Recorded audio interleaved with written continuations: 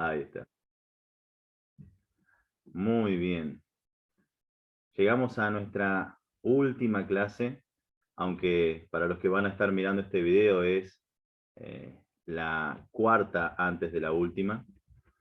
Y vamos a estar viendo juntos, ya llegando al final de esta materia, síntesis de doctrina. Hemos hecho un recorrido enorme a través de varias doctrinas súper importantes y llegamos hasta el estado eterno. Hoy vamos a ver el estado eterno, la separación personal, la separación eclesiástica y el matrimonio y el divorcio.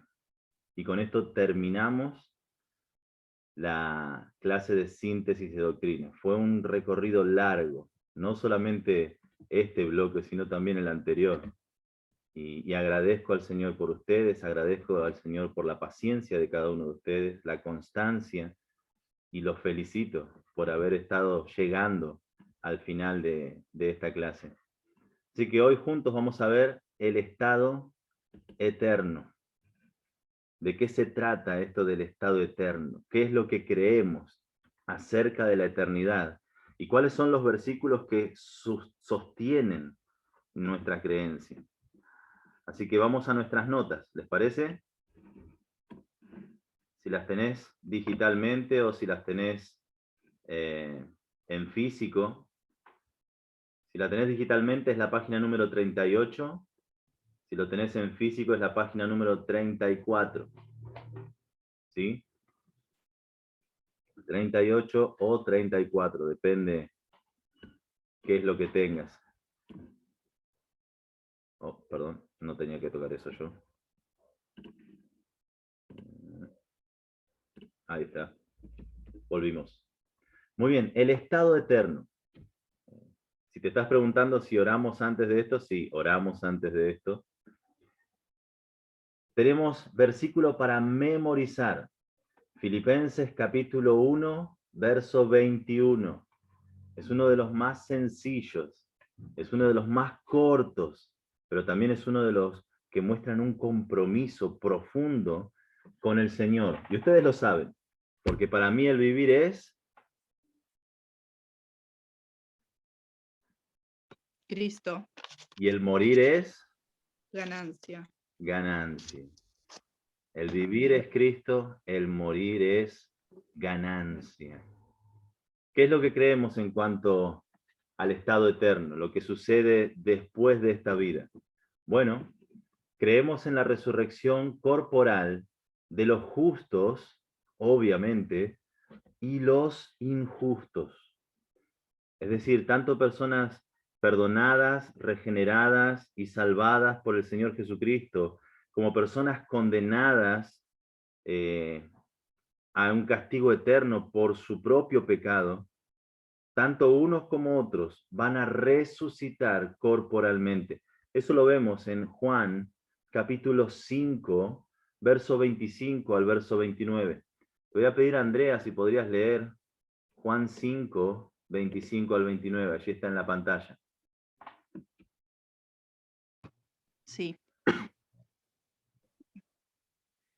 De cierto os digo, viene la hora y la hora es, cuando los muertos oirán la voz del Hijo de Dios, y los que le oyeren vivirán.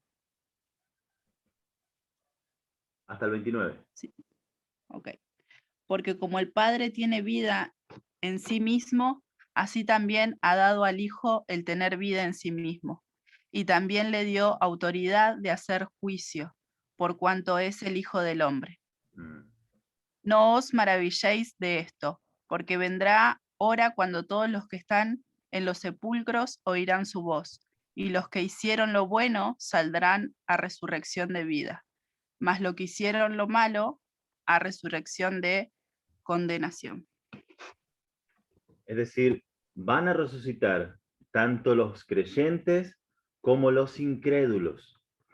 Hay resurrección tanto para creyentes como para incrédulos. La gran diferencia, como dice el verso 29, es que los que han sido perdonados, los que han sido regenerados, los que están haciendo esas buenas obras las cuales Dios preparó de antemano para que anduviésemos en ella. Por eso dice los que hicieron lo bueno, no porque han ganado la salvación, sino porque han dado evidencia con una vida transformada de hacer lo bueno, como evidencia de la salvación, del perdón y la regeneración del Espíritu Santo.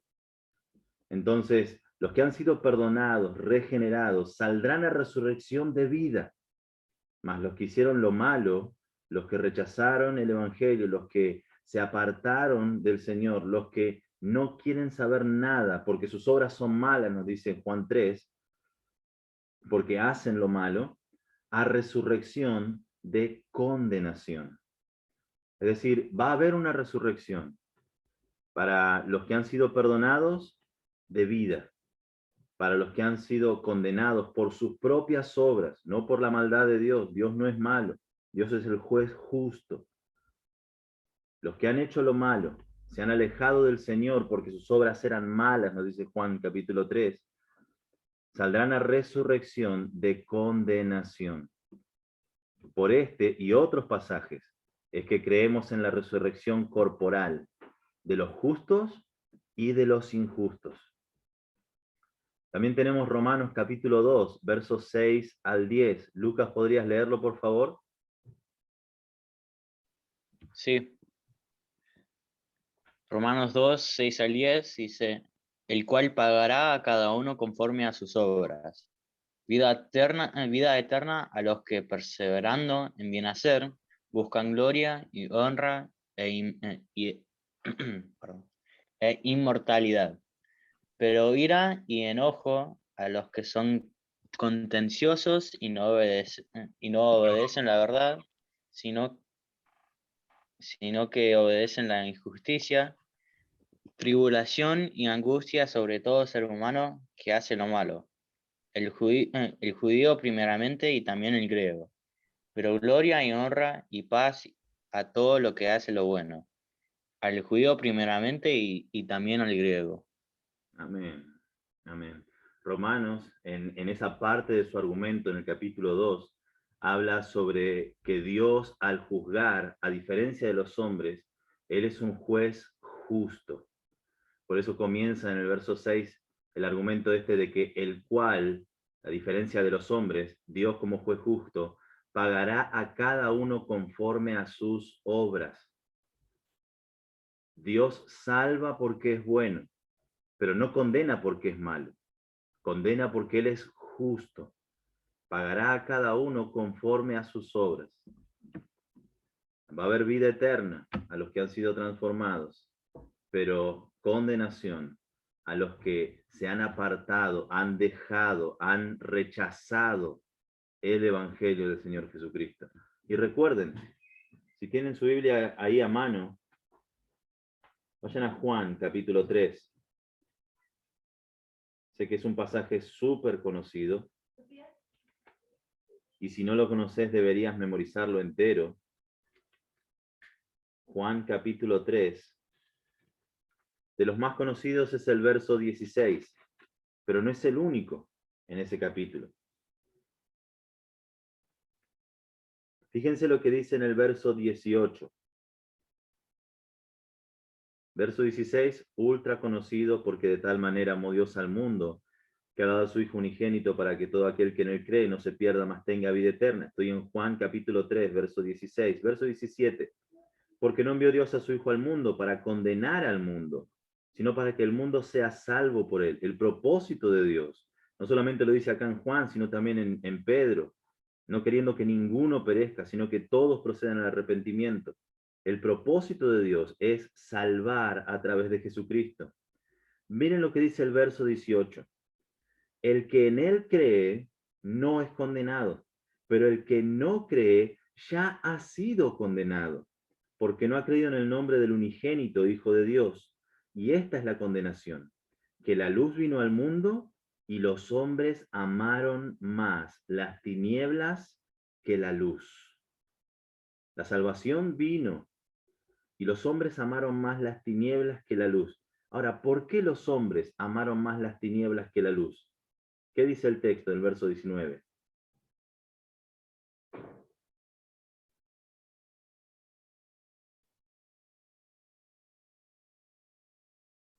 porque sus obras eran malas. porque sus obras eran malas. Las personas no se acercan al Señor porque aman la maldad. Es lo que dice en la Escritura. Y por esa maldad que ellos aman es que son condenados. Entonces, nadie es condenado porque Dios sea malo. Todos somos o deberíamos ser condenados porque Dios es justo. Lo único que merecemos todos nosotros es la ira y condenación de Dios. Pero en su gracia Él envió a Jesucristo, tomó nuestro lugar, murió nuestra muerte y conquistó la victoria para nosotros. Esa es la única diferencia entre el pecador condenado y el pecador redimido. Jesucristo hizo todo. Muy bien, quería dejar en eso en claro acerca de esto de condenación y salvación en vida eterna. Punto número 2. Todos los que por fe son justificados en el nombre del Señor Jesucristo pasarán la eternidad en pleno gozo en la presencia de Jesucristo. Es decir, estas verdades las podríamos, como dice ahí, repase los pasajes de arriba, la podríamos saber simplemente leyendo lo anterior, pero hay más versículos que sostienen esta verdad, que para nosotros es no solamente un credo, sino lo que creemos con todo nuestro ser, lo que sustenta nuestra vida misma. Juan capítulo 14, versos 2 y verso 3, dice así: en la casa de mi Padre muchas moradas hay. Si así no fuera, yo os lo hubiera dicho. Voy pues a preparar lugar para vosotros. Y si me fuere y os prepararé el lugar, vendré otra vez y os tomaré a mí mismo, para que donde yo estoy, vosotros también estéis. Es fascinante esta promesa. Jesucristo preparando un lugar para nosotros. Él no tiene la necesidad de hacerlo, pero quiere hacerlo. Esa preocupación, esa solicitud del Señor Jesucristo para preparar lugar para nosotros, es algo increíble. El soberano del universo, el creador de todas las cosas, preparando un lugar para cada uno de nosotros. Es increíble. Filipenses capítulo 1, verso 21 al verso 23. ¿Podrías leerlo, Matías?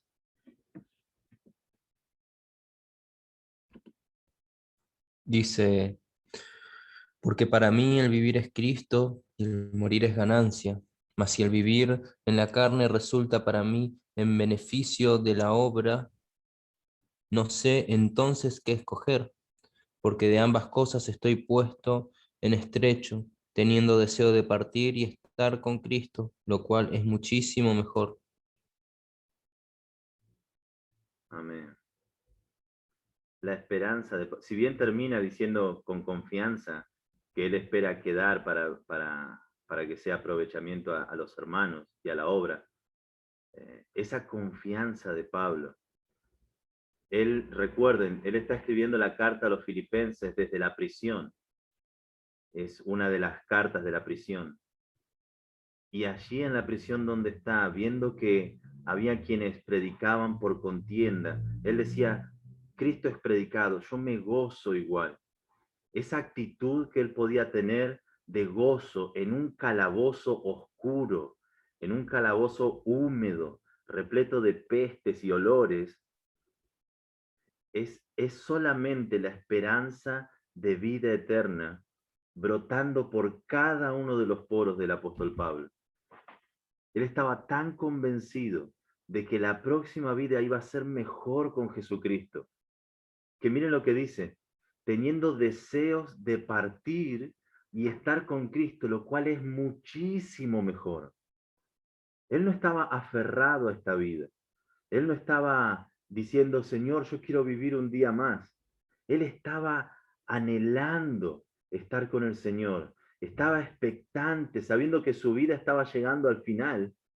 Él estaba literalmente en el final del recorrido de su vida. Y él estaba deseando partir y estar con Cristo, lo cual es muchísimo mejor. Cada vez que un creyente, y esto es algo que he visto y todos los que he hablado me han dicho lo mismo, cada vez que un creyente fallece, hay una diferencia enorme con el incrédulo en el rostro. Tristemente, hace poco, varias personas cerca mío fallecieron, y en cada una de ellas, las personas que lo reconocieron, podían ver paz en el rostro. Tanto el que falleció de manera súbita, como el que agonizó. Los dos, muertes totalmente diferentes. Una tremendamente horrible y con sufrimiento, la otra repentina y no esperada. Pero en ambos casos, el rostro de tranquilidad, de paz, es algo que le llamaba la atención y me llama la atención. Que cada vez que un creyente fallece, hay una tranquilidad en los músculos faciales tan diferente de aquel incrédulo que muere todo contraído y con una expresión de sufrimiento. Es esto mismo que dice Pablo. Tengo deseos de partir y estar con Cristo, lo cual es muchísimo mejor. 2 Corintios capítulo 5, verso 6. ¿Podrías leerlo, Andrea? Así que vivimos confiados siempre y sabiendo que entre tanto que estamos en el cuerpo, estamos ausentes del Señor. Sí. El mismo razonamiento de querer estar con el Señor, querer estar en la presencia del Señor. 2 Corintios 5, 8. Pero confiamos y más quisiéramos estar ausentes del cuerpo y presentes al Señor. ¿Pueden ver ese mismo argumento?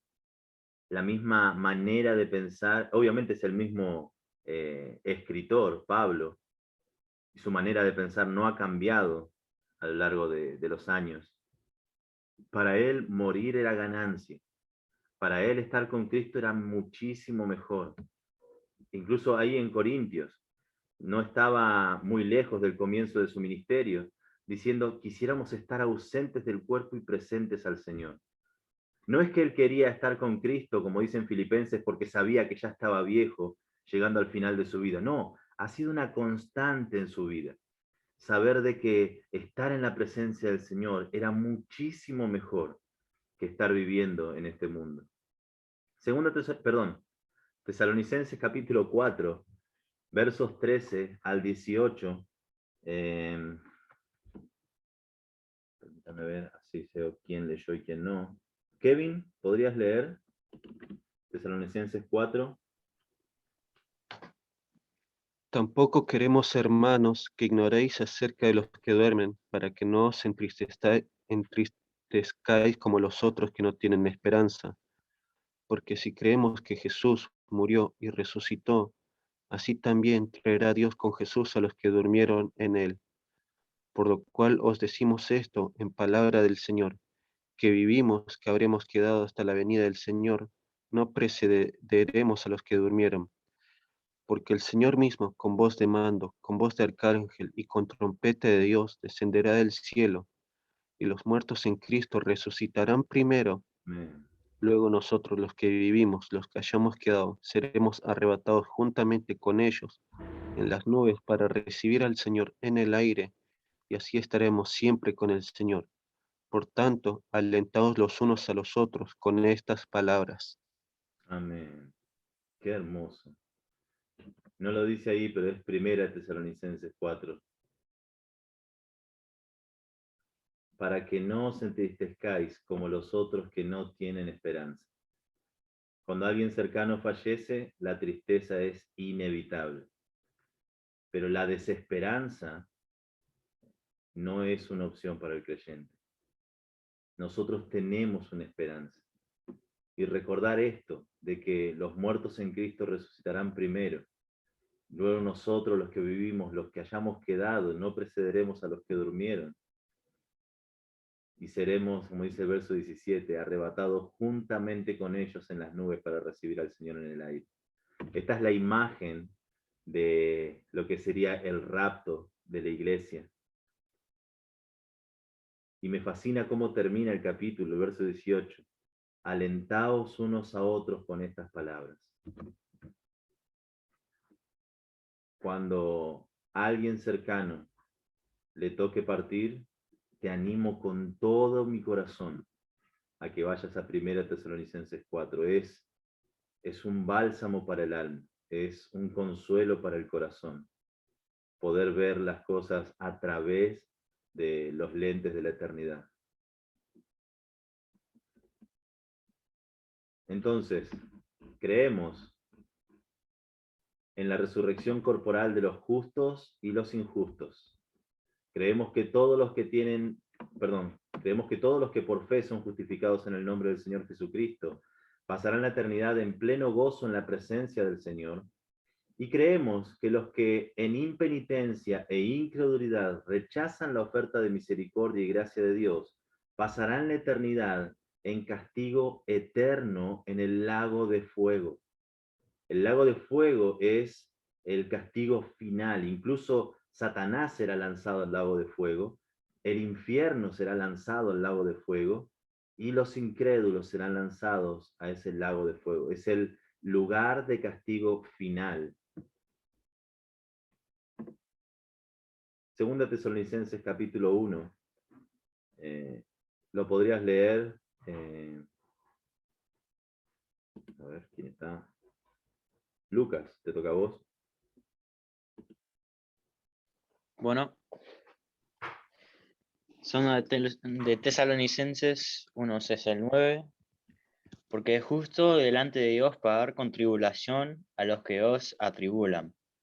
Y a vosotros que sois atribulados, daros reposos con nosotros cuando se manifieste el Señor Jesús desde el cielo con los ángeles de su poder, en llama de fuego, para dar retribución a los que no conocieron a Dios, ni obedecen al Evangelio de nuestro Señor Jesucristo, los cuales sufrirán pena de eterna perdición, excluidos de la presencia del Señor y de la gloria de su poder.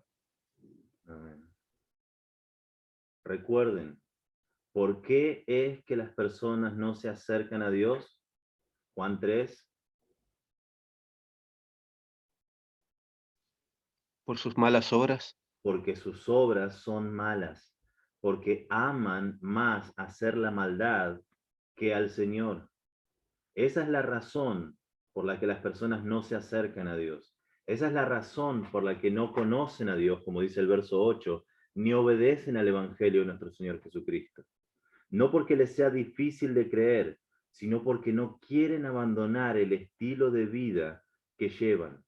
No se acercan a la luz porque sus obras son malas. Aman más las tinieblas que la luz. Y ahí vemos la consecuencia en 2 Tesalonicenses 1. Retribución, eterna perdición. Toda obra tiene su consecuencia. Y el juez justo se encarga de que cada uno reciba lo que sus obras han sembrado. Creemos que los términos cielo e infierno se refieren a lugares literales, no a un estado mental, no a ciertas alegorías o lo que fuere, no. El cielo y el infierno son lugares literales y obviamente diferentes. Matías, ¿podrías leer Apocalipsis 20, del 11 al 15?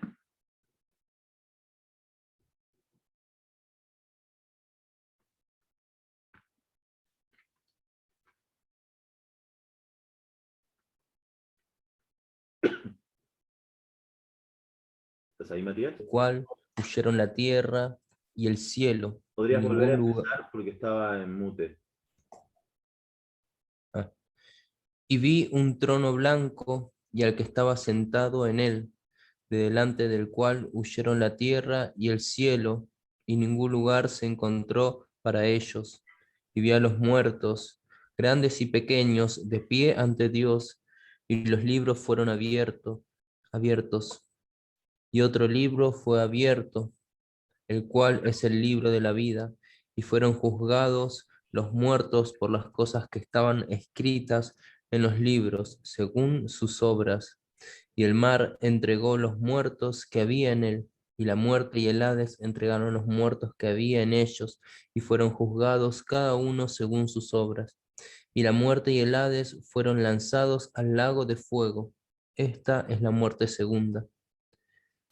Y el que no se halló inscrito en el libro de la vida fue lanzado al lago de fuego. Wow. Wow. Qué escena tan dolorosa, tan desgarradora. Para que tengan una idea de dónde nos encontramos en Apocalipsis, acaban de terminar los 1000 años del reinado de Cristo sobre la tierra.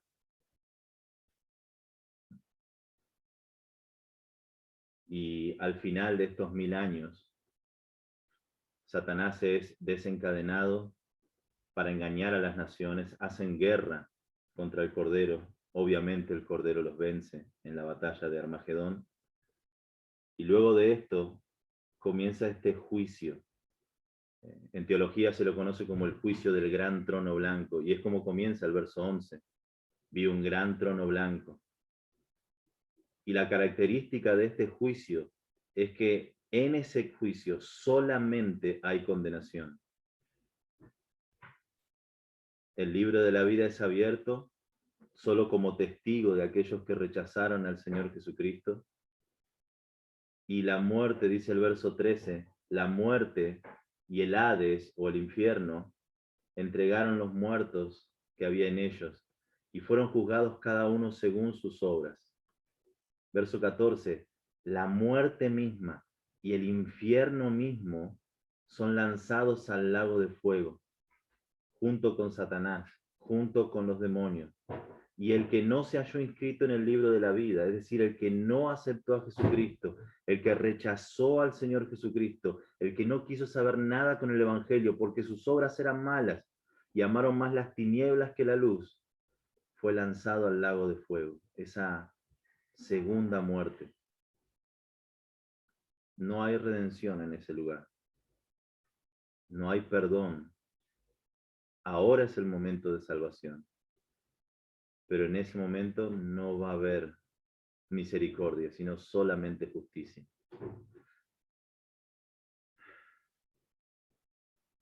Apocalipsis 21.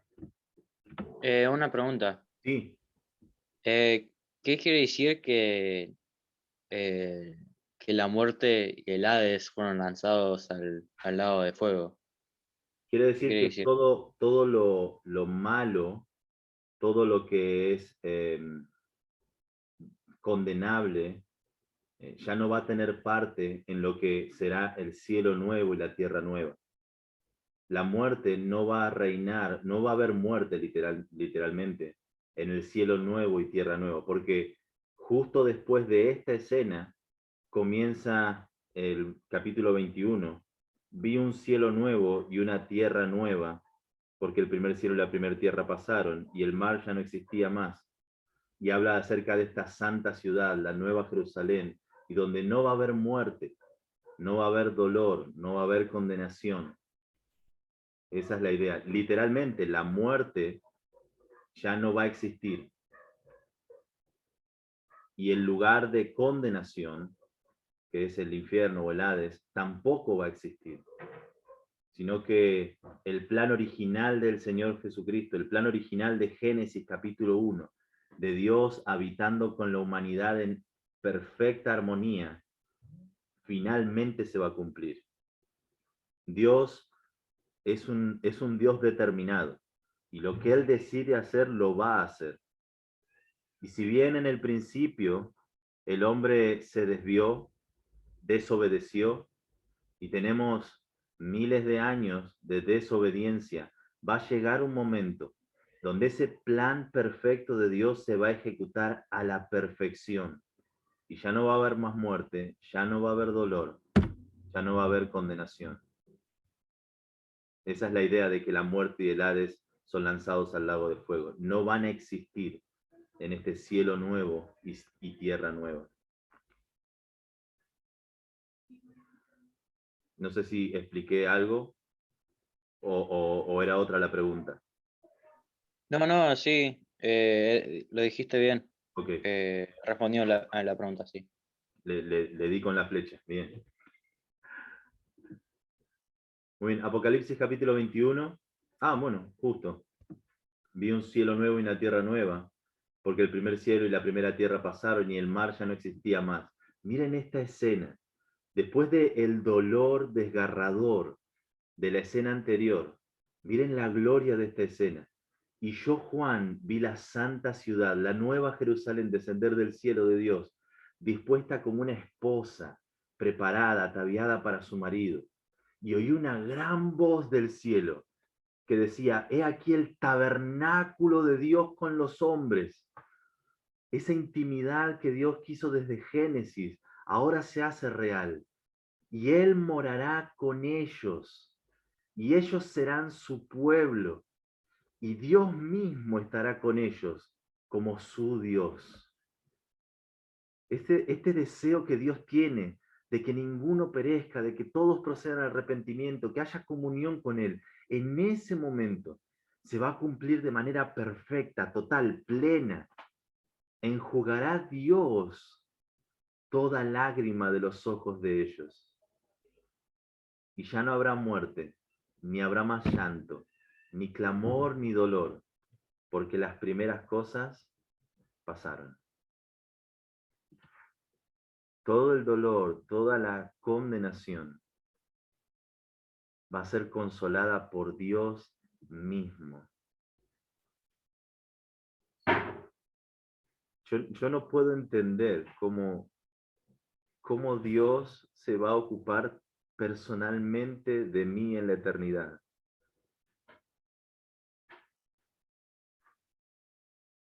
No puedo entender que Él pueda amarnos tanto al punto de ocuparse personalmente de cada uno. Pero es lo que dicen las Escrituras, es lo que Juan vio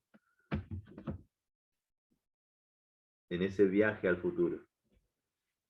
Así de grande es nuestro Dios, así de hermosa es la eternidad para aquel que se ha arrepentido, y así de horrible es la eternidad a aquellos que aman más las tinieblas que la luz.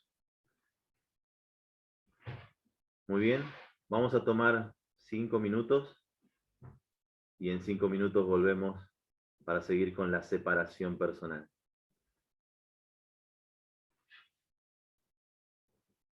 Tomen café, o té, o leche, o mate, o lo que quieran, y en 5 minutos volvemos.